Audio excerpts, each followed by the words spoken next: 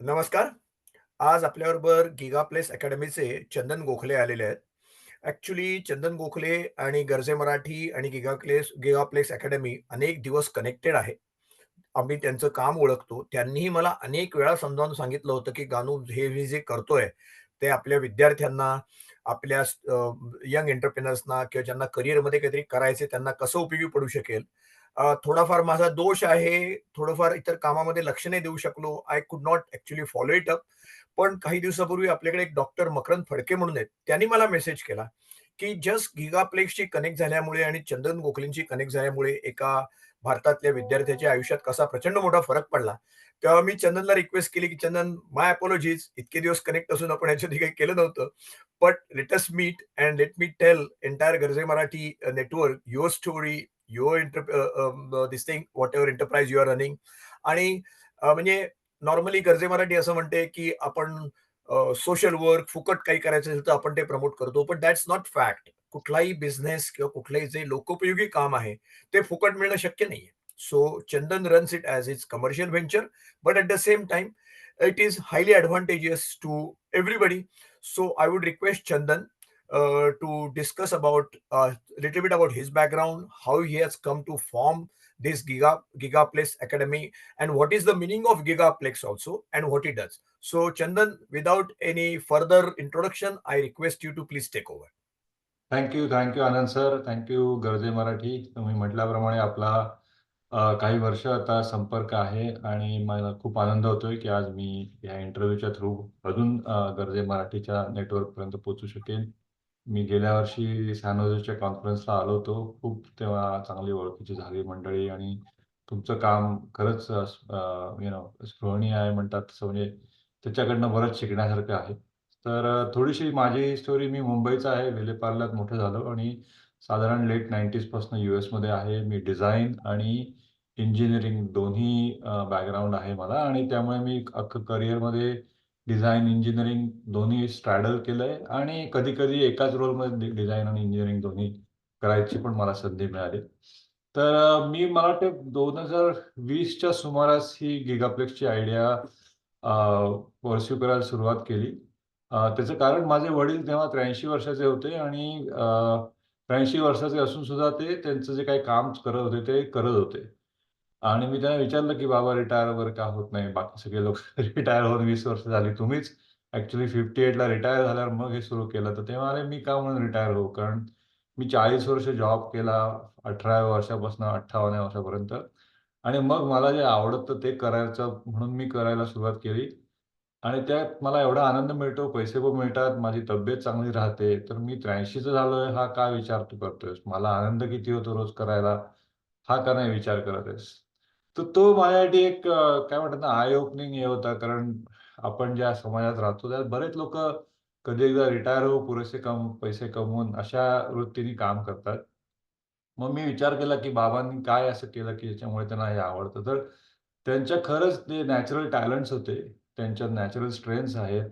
त्यांच्या ज्या पॅशन्स आहेत, त्यांच्या व्हॅल्यूज आहेत, ते सगळ्याला मॅच होणार म्हणजे त्या सगळ्याच्या मध्ये कुठेतरी अ, असणारं ते काम ते करत होते आणि त्यांनी मला वाटतं बरेच वर्ष विचार केला होता. त्यामुळे एकदा डे जॉबमधनं रिटायर झाल्यावर त्यांनी 58व्या वर्षी ते एंटरप्रेन्योर झाले. आणि मग मला असं वाटलं, की अरे आपण खरंच त्यांच्याकडून थोडं अजून शिकूया आणि त्यांनी मग मला मदत केली हे असं करायला, की त्यांनी पण मला सांगितलं, की "तू पण असं काहीतरी शोध, की तुला पण वय किती झालं त्याचा विचार नाही करायला लागला पाहिजे. हे तुला रोज करायला आवडेल." तर त्यातनं ही कुठेतरी गिगाप्लेक्सची सुरुवात झाली आणि मग मीच जेव्हा विचार केला, तेव्हा मला असं लक्षात आलं, की गिगाप्लेक्सच्या थ्रू मी जे करतो, ते मला करायला आवडतं आणि गेले 5 वर्ष मी थोड्या प्रमाणात करत आता त्याचं स्केल वाढल्यामुळे मी फुल टाईम करतो. गिगाप्लेक्सचं थोडक्यात स्वरूप सांगतो मी. गिगाप्लेक्स ही एक अल्टरनेटिव्ह एज्युकेशन सिस्टम आहे म्हणायला हरकत नाही. अ, गिगाप्लेक्समध्ये मी लोकांना त्यांना काय आवडतं, म्हणजे जसं बाबांनी जी सॉरी नॉन सायंटिफिकली केली तीच प्रोसेस मी सायंटिफिकली करायला मदत करतो.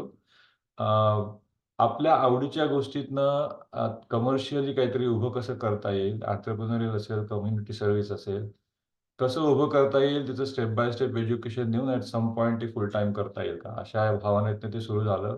जवळ-जवळ 40 एक मिड मिड करियर म्हणजे 30s टू 70sच्या लोकांनी आधी त्या प्रोसेसला अ, मला संधी दिली त्यांच्याबरोबर काम करायचा आणि त्यातनं मग मी आता एक सॉफ्टवेअर बेस्ड सिस्टम बनवली, की काही सर्व्हेसच्या थ्रू मी लोकांना प्रश्न विचारतो, की त्यातनं ते स्वतःच अंतर्मुख होतात म्हणायला हरकत नाही, की त्यांच्या डोक्यात काय चाललंय ते त्यांना असं एकत्र विचार करायची सवय नसते. आपण बाहेरच्या लोकांच्या काहीतरी सांगण्यामुळे किंवा ह्याची भीती वाटते किंवा पैसे मिळतील का ह्याच्यामुळे असा तो सलग विचार नाही करत. तर ते मी एका सर्व्हेसच्या थ्रू करतो आणि मग त्यांच्या पर्सनॅलिटी टाइपला सुटेबल त्यांच्या आवडीचं त्यांना एक्सेप्शनली गिफ्ट आहे, अशा एरियातली एखादी आयडिया शोधून देतो. तर ते एवढं लोकांना आवडलं, की त्यांनी मला मुलांबरोबर काम कर हे असं सांगितलं आणि मग मात्र मला ती आयडिया खूप आवडली. कारण मला कल्पना होती, की मुलांचं करिअर त्यांच्यासमोर असतं आणि हा प्रश्न खूप मोठा आहे. तो सॉल्व्ह करण्यासाठी काहीतरी सायंटिफिक करण्याची गरज होती. सो म्हणून मग 1-1.5 वर्ष एक्सपेरिमेंट केल्यावरती आता मी फुल टाईम हे अमेरिकेतल्या हायस्कूल स्टुडंट्सवरती एक प्रॉपर सर्व्हिस म्हणून ऑफर करतो.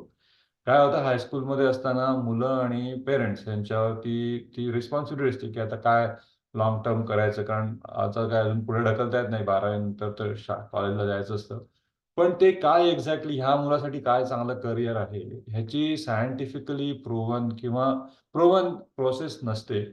त्यामुळे मग ते किती त्यांच्यात संवाद होतो, काय डेटा आहे त्यांच्यासमोर, तो कसा वापरतात ते आणि बरेचदा तो डेटा नसतो. म्हणजे आई-वडिलांच्या डोक्यात अजून कोणीतरी मुलं काय करतायत, कम्युनिटीत लोकं काय करतायत, काका, मामा कोणतरी अजून त्यांचं हे असतं आणि मुलांच्या डोक्यात त्यांनी कोणतरी अजून आपल्याबरोबरची मुलं काहीतरी केलेलं आहे, ते असतं.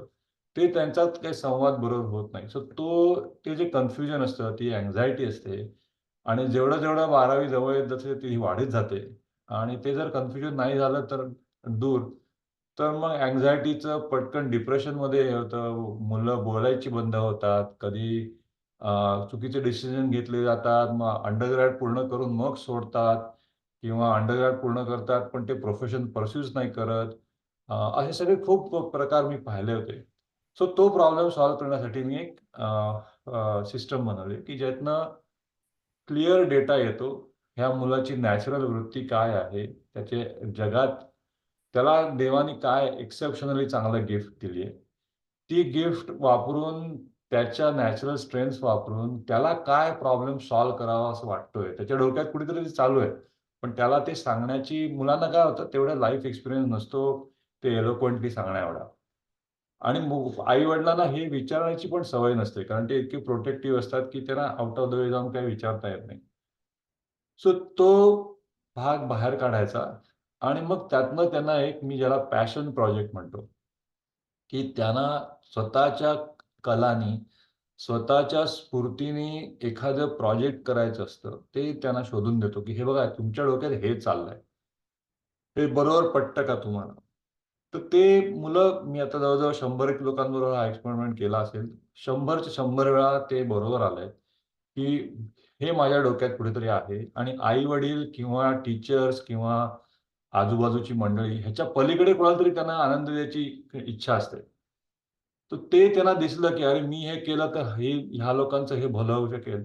तर मग ते लगेच हात वर करतात आणि म्हणतात, "नाही काका किंवा अंकल हे कसं करायचं दाखव, कारण मला हे करायचं." तर ते झालं, की मग मी ते हायस्कूलच्या त्यांच्या प्रोग्रामला मॅप करून देतो. म्हणजे असं, की त्यांना एनिवे व्हॉलंटिअरिंग करायचं असतं शाळेत असताना.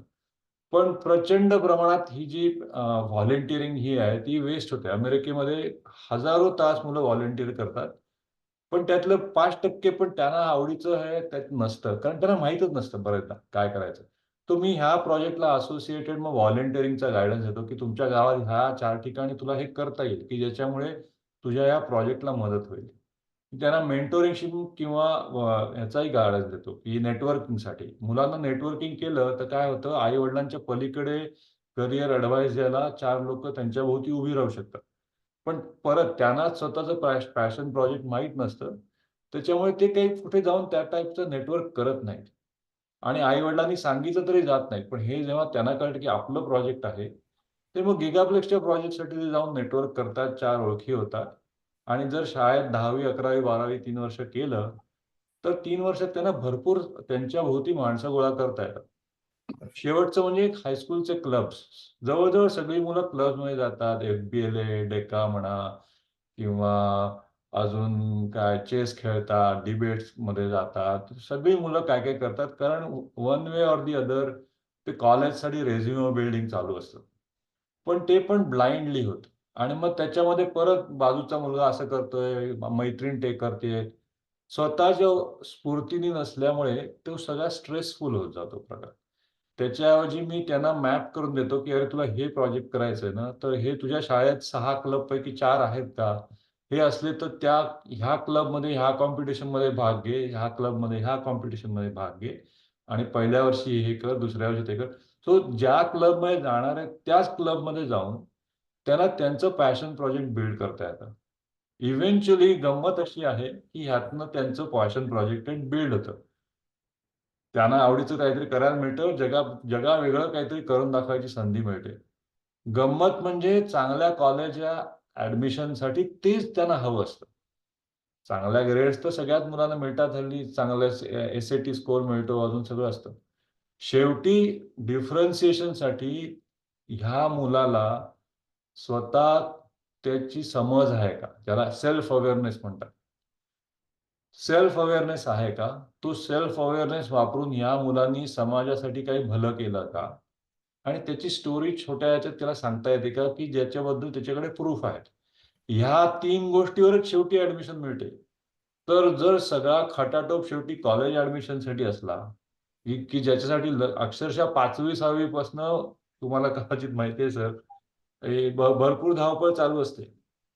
तर मग हे तिथेच नेत आहे आपल्याला डेस्टिनेशन. तर मग डोळस पुढे जाणं का वाईट?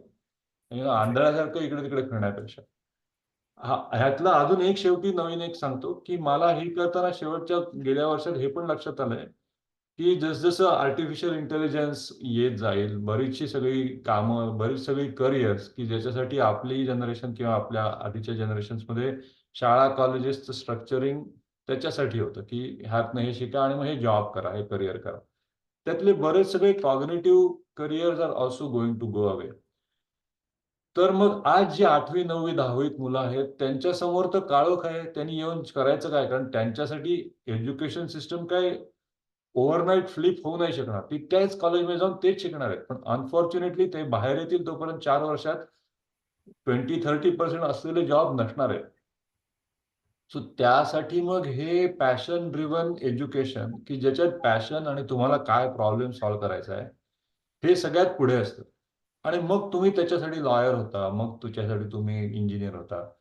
सो तुम्हाला प्रॉब्लेम काय सॉल्व्ह करायचा आहे हे पक्कं कळलं. त्याच्याभोवती एक नेटवर्क झालं. त्याच्याबद्दल तुम्ही व्हॉलंटिअरिंग केलं. त्याच्यासाठी कॉम्पिटिशनमध्ये भाग घेऊन तुम्ही बक्षिसं मिळवली. तर मग आर्टिफिशियल इंटेलिजन्स तुमचा सगळ्यात चांगला मित्र असतो. कारण तो खरं प्रॉब्लेम सॉल्व्ह करायला जो खर्च येतो तो कमी होत जातो. सो आता मला हळू लक्षात यायला लागलंय, की कॉलेज ॲडमिशनचं कन्फ्युजन तर जाईलच. पण गिगाप्लेक्सच्या एज्युकेशनमुळे उद्याच्या पॅराडाईमला सर्व्हायव्ह होतील. आर्टिफिशियल इंटेलिजन्सनी सगळे कोर्सेसना सर्व्हायव्ह होऊन थ्राईव्ह होतील, अशी एक वर्कफोर्स डेव्हलप होऊ शकेल. म्हणून मी आता अटलांटामधल्या काही काउंटीजच्या वर्कफोर्स डेव्हलपमेंट ऑफिसर्स बरोबर पण काम करतोय, की ज्याच्या थ्रू आम्ही अशा लॅब्स क्रिएट करतोय, की ज्याच्यात मुलांना ऑलरेडी हा 70-80 वर्ष अजून मला लागेल प्रॉब्लेम सॉल्व्ह करायला. काय क्लायमेट चेंजचा आहे किंवा टीचर पेचा आहे किंवा हे बरेच प्रॉब्लेम्स आहेत, की जे वेळ लागेल.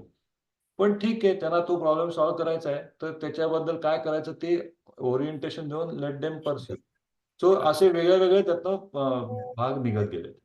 कळलं म्हणजे पण म्हणजे तुमचा एकूण जो आता स्ट्रेस किंवा कॉन्सन्ट्रेशन आहे, ते अमेरिकेतल्या शिक्षण पद्धतीवरती आणि अमेरिकेतल्या विद्यार्थ्यांवरती आहे. इफ बरोबर. आय कॅन अंडरस्टँड वेल. या आता तुम्ही सांगितलत, की देन एक माणूस तुमची टीम किती जणांची आहे आणि तुम्ही विद्यार्थ्यांशी इंटरॅक्ट कसं करता? म्हणजे त्यांना किती वेळ देऊ शकता? सपोज समबडी एनरोल्स विथ यू, हं. तर तुम्ही म्हणजे how do you coach or hand holding कसं करता तुम्ही? सो मी हँड होल्डिंग का सगळ्यात ब्युटिफुल गोष्ट गिगाप्लेक्स अकॅडमीची ही आहे, की मी हँड होल्डिंग करत नाही. माझ्या प्रोसेसच्या थ्रू मी त्यांचे डॉट्स कनेक्ट करून त्यांना दाखवतो, की तुझ्या डोक्यात हा प्रॉब्लेम सॉल्व्ह करायचा आहे आणि तुझी ही युनिक स्ट्रेंथ तुला वापरायची आहे. ओके. ते एकदा जेव्हा कन्फर्म झालं सो मी माझ्याबरोबर मुलं सर्व्हे घेतात त्याच्यासाठी जवळ-जवळ 25 ते 30 मिनिटं. तेवढा वेळ माझ्या सिस्टममध्ये असतात आणि मग एकदा आउटपुट आला, की मी त्या मुलांना 1 तास त्या रिपोर्टमधनं वॉक थ्रू करतो. की हे करेक्ट. बघ, तुझी ही पर्सनॅलिटी आहे. तुझ्यासाठी देवानी तुला नैसर्गिक एक चांगला बिझनेसमन बनवलंय किंवा नैसर्गिक चांगला लीडर बनवलाय किंवा नैसर्गिक कम्युनिटी सर्व्हिस मंत्र बनवलंय आणि मग हे तू त्या त्या चॅनलनी हे तू प्रोजेक्ट करू शकतोस. हे 1 तास मी त्यांच्याबरोबर असतो. पण परफेक्ट. ते मी त्यांना लाँग टर्म काही हे करत नाही. मी त्यांना त्यांचेच रिपोर्ट दाखवतो. माझा फोकस सेल्फ अवेअरनेस आणण्यावरती असतो. हो, हो. तुम्ही पहिल्यांदा हां सांगितलंतच, की आणि तुम्ही विचार त्याच्यानंतर करायला भाग पाडता. तुम्ही विचार हां. डोक्यात घालत नाही. नाही. घालत मी त्यांना हां, त्यांचा आरसा आहे मी. मी नुसता आरसा दाखवतो हां. आणि त्याच्यामुळे त्यांच्याच स्फूर्तीने पुढचं होतं. मी सो त्याच्यानंतर खरोखर 1 तास हं. त्यांच्या आई-वडिलांबरोबर घालवतो. Okay.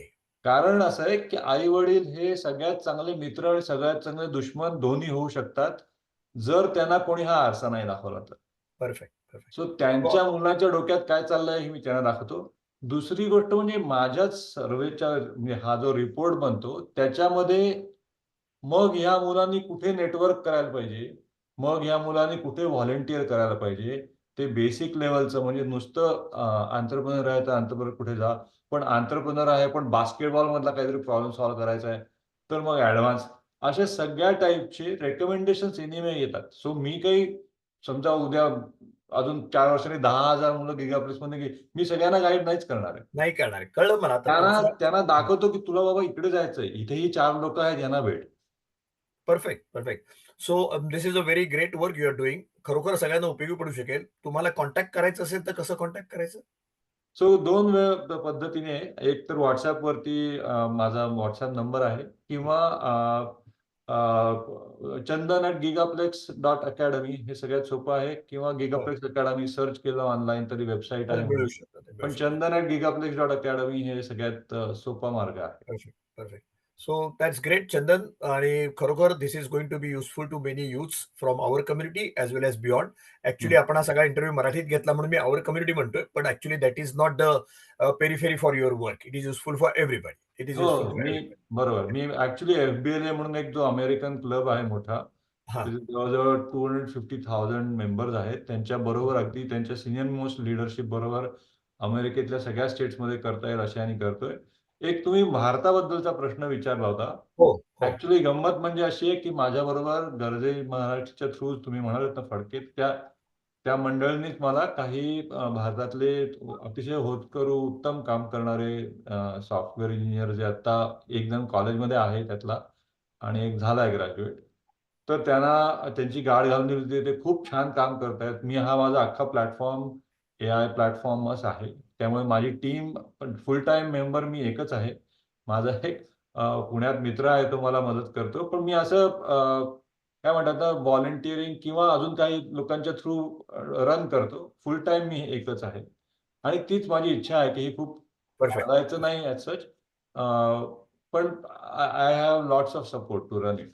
Thank you very much. तर त्यांनी मला विचारलं होतं, की "सर आपण हे भारतात का नाही करायचं?" कारण तो मुलगा जो आहे, तो म्हणाला, "मी सोलापूरला इंटिरियर महाराष्ट्रात मोठा झालोय आणि मला ह्याच्यानं जी व्हॉलंटिअरिंगच्या" आता तोच त्या मॉड्यूलवर काम करतोय माझ्याबरोबर. तर तो मला व्हॉलंटिअरिंगचं अशी माहिती झाली असती आधी किंवा नेटवर्किंगची, तर आता मी पुण्यात येऊन हे काय विद्यार्थी सहाय्यक समितीच्या थ्रू इथपर्यंत आलो. पण माझ्याबरोबर अजून मुलं आहेत, की त्यांना असं नाही. सो माझी इच्छा आहे. मी यूएसमध्ये राहतो, त्यामुळे मी आधी यूएसच्या सिस्टमला मॅप केलंय.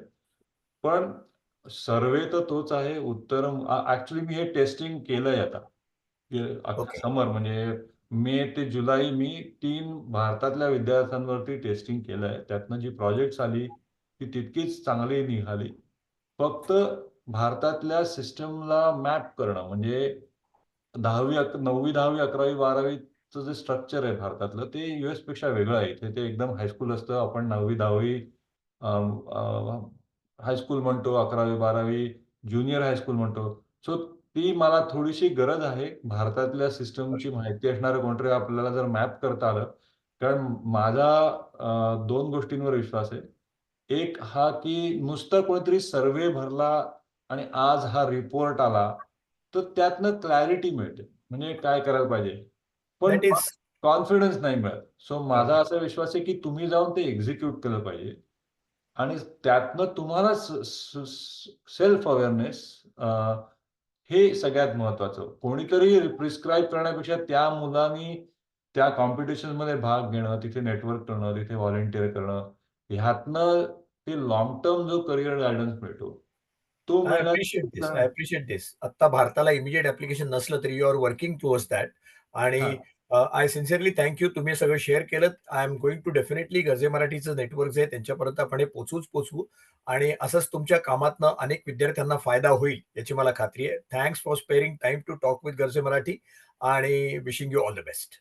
हो, हो. नाही मला पण थँक यू सांगायचंय तुम्हाला आणि गर्जे मराठीला. मी गेल्या वर्षी जेव्हा आलो होतो, तेव्हा माझी तशी एवढी प्रगती नव्हती झाली, आज झाली आहे तेवढी. एका वर्षात माझी जी बरीच प्रगती झाली, त्यात गरजेचं नेटवर्क नक्कीच मला मदतीला आहे. आणि मी जो 5 मिनिटाचा टॉक दिला होता, हं. त्याच्यानंतर मला बऱ्याच लोकांनी येऊन सांगितलं, की हे काम खूप महत्त्वाचं आहे, परफेक्ट, कर. परफेक्ट. तर थँक तो यू व्हेरी जो हे होता बूस्ट होता, मॉरल बूस्ट, तो खूप फायद्याचा झाला आणि म्हणून गरजे मराठीच्या थ्रू म्हणजे म गिगाप्लेक्सच आहेच, पण मला बाकी पण काही माझी जर मदत झाली, व्हेरी तर नाईस, व्हेरी नाईस. नक्कीच ओके. मला ऑफर करायला आवडेल. Thank you very much. Thank you sure, very sure. Much. Namaste, Namaste.